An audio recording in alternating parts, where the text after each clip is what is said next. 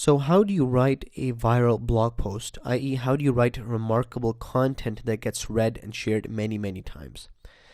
So you've probably heard how paramount blogging is to the success of your marketing and your online business. And without it, your SEO will tank, you'll have nothing to promote in social media, you'll have no influence with your leads and customers, and you'll have fewer pages to put call to actions that generate leads. So, what are some steps that you need to take? First of all, you need to understand your audience. So before you start to write, have a clear understanding of your target audience. What do they want to know? What will resonate with them? And this is where your customer avatar comes in handy, which I have a course on. So for example, if your readers are millennials looking to start their own business, you probably don't need to provide them with information about getting started in social media. Most of them already have that down. You might, however, want to give them information on how to adjust their approach to social media from a more casual, personal one to a more business-savvy, network-focused approach. So that kind of tweak is what separates you from blogging about generic stuff to stuff your audience really wants and needs to hear. Second one is you want to start with a topic and a working title. So before you can even write anything, you need to pick a topic for your blog post, and the topic can be pretty general to start with. So for example, if you're a plumber, you might start out with thinking you want to write about leaky faucets. Then you might come up with a few different working titles. So for example, by narrowing it down, you might come up with something like tools for fixing leaky faucets or common causes of leaky faucets. And then you can see that a working title is more specific and guide your post. So when you see that evolution, although your first title might not be the best one, it gives you enough information for you to focus deeper and deeper. And you can see that you can come up with so many mini topics from a general topic, which you can use for future posts. Then what you need to do is write an introduction, right? I mean, this sounds like English class now, but what you need to do is grab the reader's attention.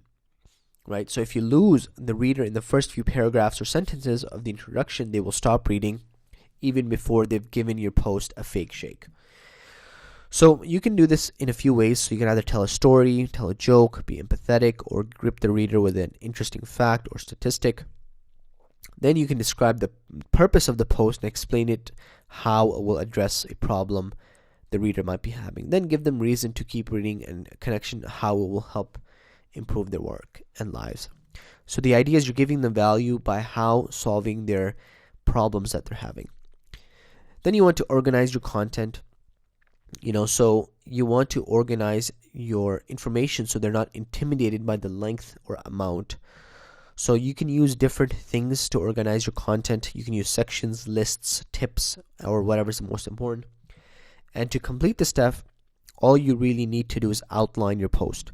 So that way, before you start writing, you know which points you want to cover and the best order in which to do it.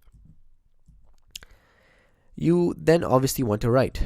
So it's not the last step, but it's actually writing the content. So use your outline as a guide and be sure to expand on all your points as needed. Write about what you know, do additional research to get data, make sure you incorporate external resources. And once again, don't worry too much about the length of the post. Just make it as long as it needs to be high quality and helpful. And then you want to edit and proofread your post and fix your formatting. So this is the most important part of blogging. Don't overlook it. Ask someone who's grammar conscious to copy, edit, and proof your post. And then what you need to do is, and this is probably the most important part if you have an online business and you're blogging for business purposes, is to insert a call to action at the end. And at the end of every post, you should have a call to action that indicates what you want the reader to do next. So either it's subscribe to your blog, download an ebook, register for a webinar or event, or read a related article, etc. So typically you want the call to action being beneficial for the person. So your visitors read your blog post, they click on the call to action, and eventually you generate a lead.